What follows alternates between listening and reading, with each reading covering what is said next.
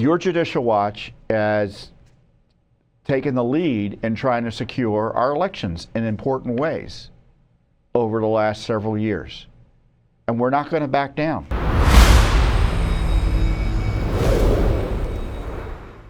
I know as we come up on the elections, there's increased concern, as we talked about with Congress, related to election integrity.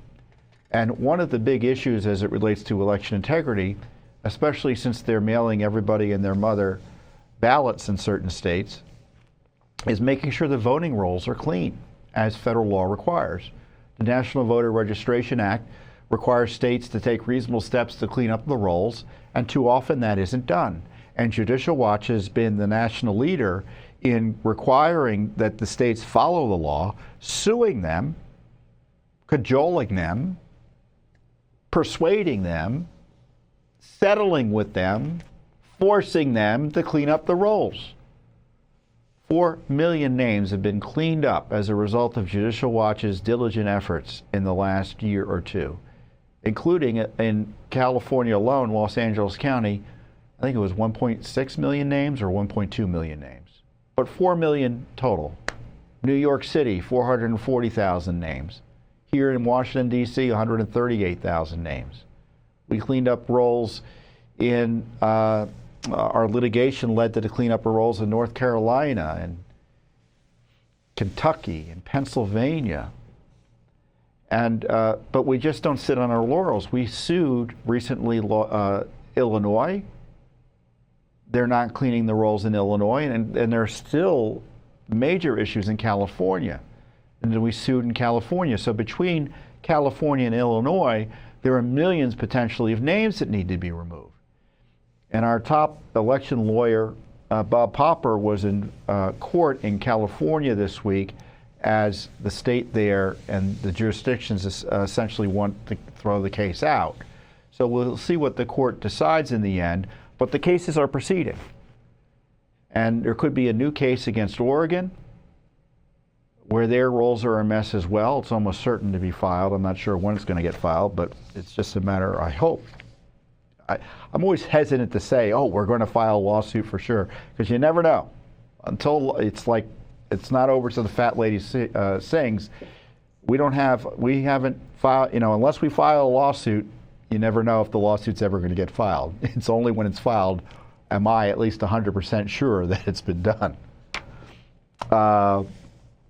So again, Judicial Watch is relentless in making sure the rolls are cleaner. And it's not just yelling about it, it's going to court about it, it's educating Americans about it, and it's literally getting it done. 4 million names.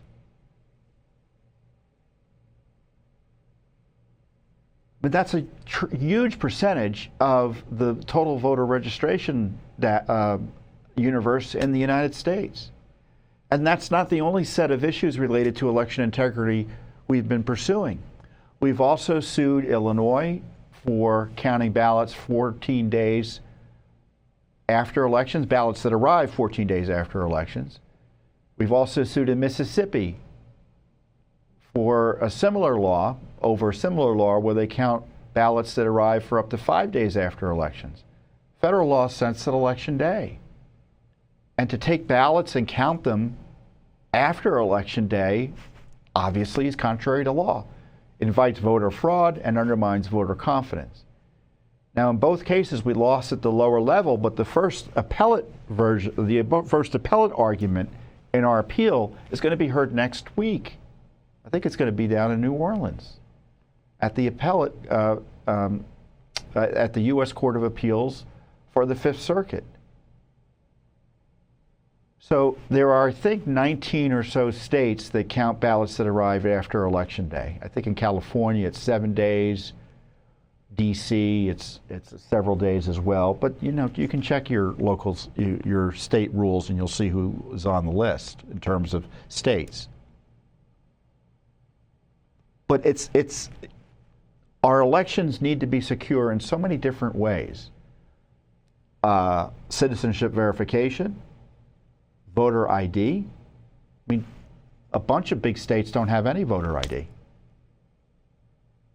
You just show up tell them your name, if that, and you're allowed to vote. That's not secure. Even states with voter ID, some of them need to strengthen them.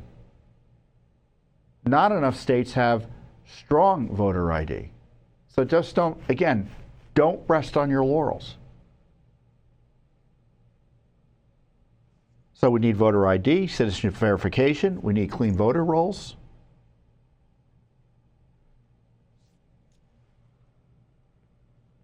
I mean, I think early voting is a terrible idea, but, you know, maybe that horse has left the barn. I think that invites fraud as well. Mail-in balloting, I think, is an abomination. Widespread mass mail-in balloting.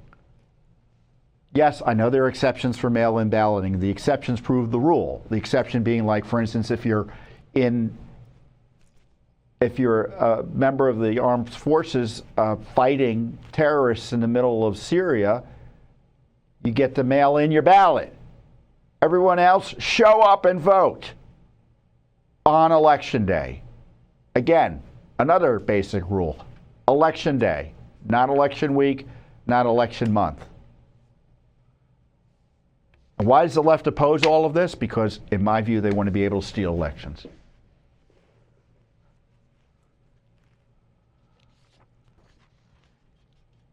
So,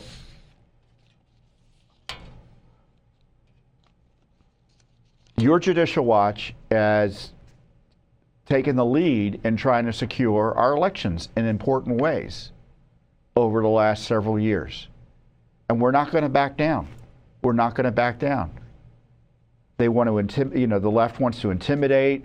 And remember, all these charges against Trump and all this nonsense about going after people challenging elections in the various states, it's all designed to intimidate people like me, groups like Judicial Watch, from enforcing the rule of law when it comes to elections. And we're not going to be intimidated. As you can tell, we're in court this week, we're going to be in court next week, and the week after that, and the week after that, and the week after that, to ensure that your elections are fairer, cleaner, and more honest. Thanks for watching. Don't forget to hit that subscribe button and like our video down below.